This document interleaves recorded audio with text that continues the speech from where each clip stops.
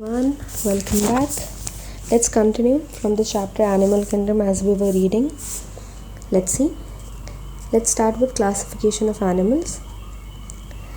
The broad classification of Animalia based on common fundamental features as mentioned in the preceding sections in the given figure 4.4. This figure we are talking about. Okay, let's look at this figure. Kingdom, as we know, we're talking about kingdom Animalia, which is essentially multicellular. Let's look at level of organization. There are two levels of organization that we are dealing with here. Either it can be cellular level organization or it can be tissue, organ or organ system level organization. Let's talk about phylum Porifera first, because it's amongst the phylums of Animalia, which is quite separate. Why?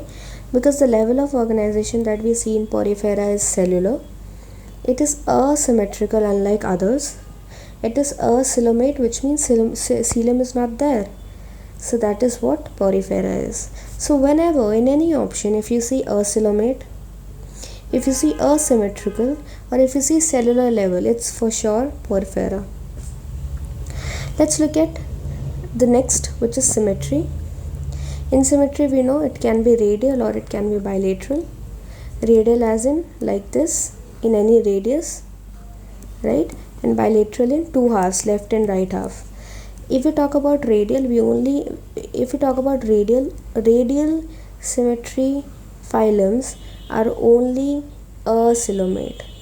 So along with Porifera, we have radial symmetrical organisms also that are acoelomate.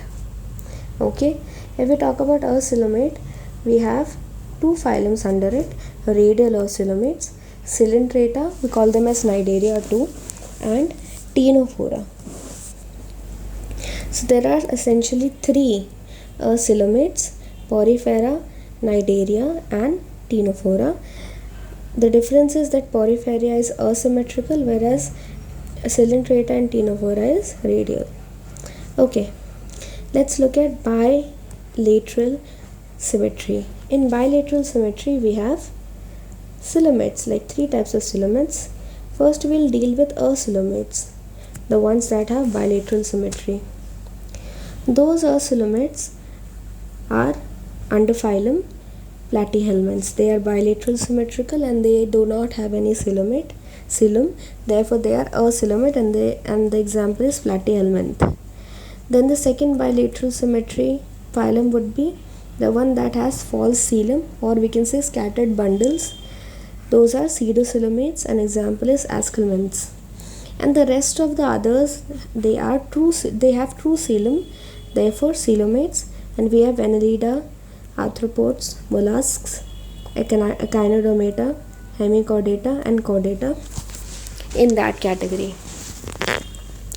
Now here it says Echinodermata exhibit radial or bilateral symmetry depending upon the stage. So there is a variation that we often see as far as Echinodermata is seen. Figure 4.4, broad classification of kingdom Animalia based on common fundamental features. The important characteristic feature of different phyla are described. So we're going to learn about different phyla now. Let's learn about the one that's different from every other phylum in kingdom Animalia, and that is none other than Porifera. Let's look at Porifera now. Members of this phylum are commonly called sponges. They are generally marine and mostly asymmetrical animals. Sponges बोला जाता है, ये marine होते हैं और ज़्यादातर asymmetrical होते हैं. These are primitive multicellular animals and have cellular level of organization. अगर देखा जाए तो ये primitive होते हैं, पुराने ज़माने के होते हैं, ऐसा बोल सकते हैं. ये मल्टीसेलुलर होते हैं क्योंकि सारे हमारे एनिमल किंगडम में मल्टीसेलुलर ही होते हैं, पर इनका जो लेवल ऑफ ऑर्गेनाइजेशन है वो सेलुलर है. सिर्फ इन्हीं का लेवल ऑफ ऑर्गेनाइजेशन सेलुलर है. Sponges have water transport or canal system. Water enters through minute pores, which are called ostia, in the body wall in a central cavity which is called spongocoel. from where it goes out through the osculum. तो body पे pores होते हैं, इसको ostia बोला जाता है.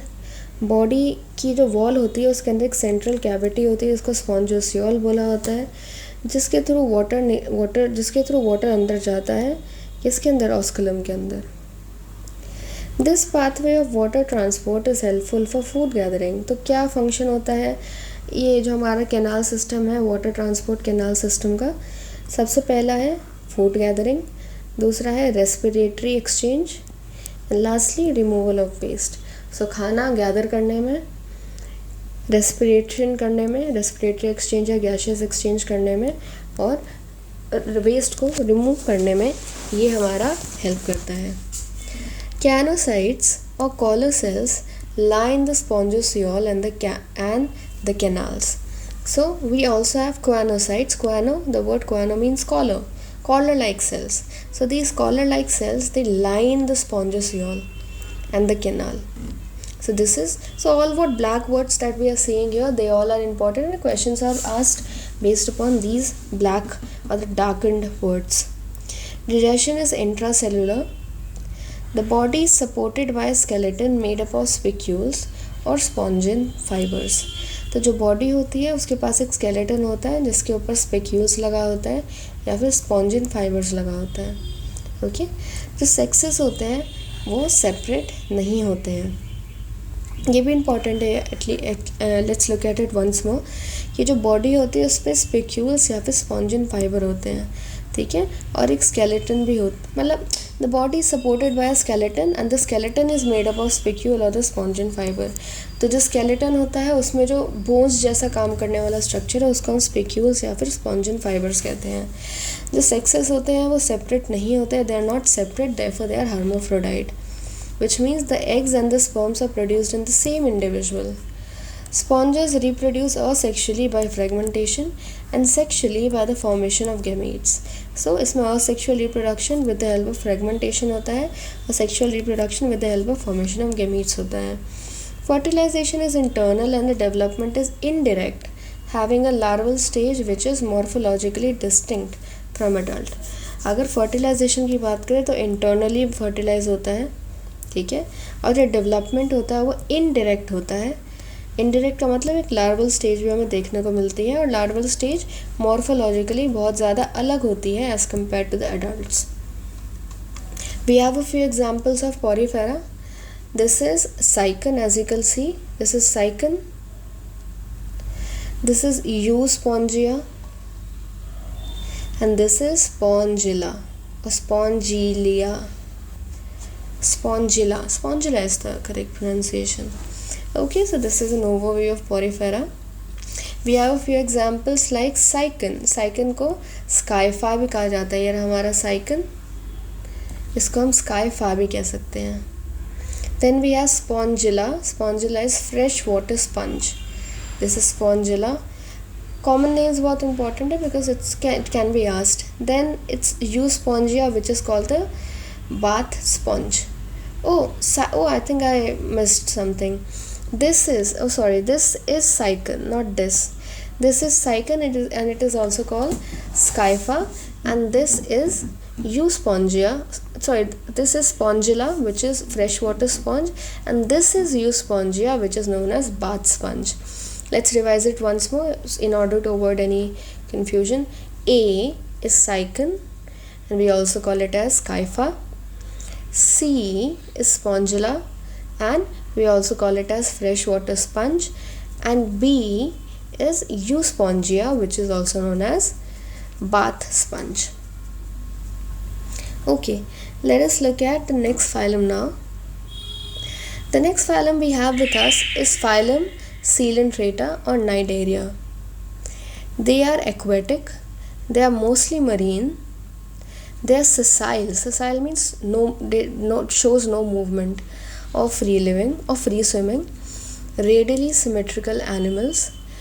The name Cnidaria is derived from the cnidoblasts or cnidocytes, which contain the stinging capsule or the nematocysts present on the tentacles of the body.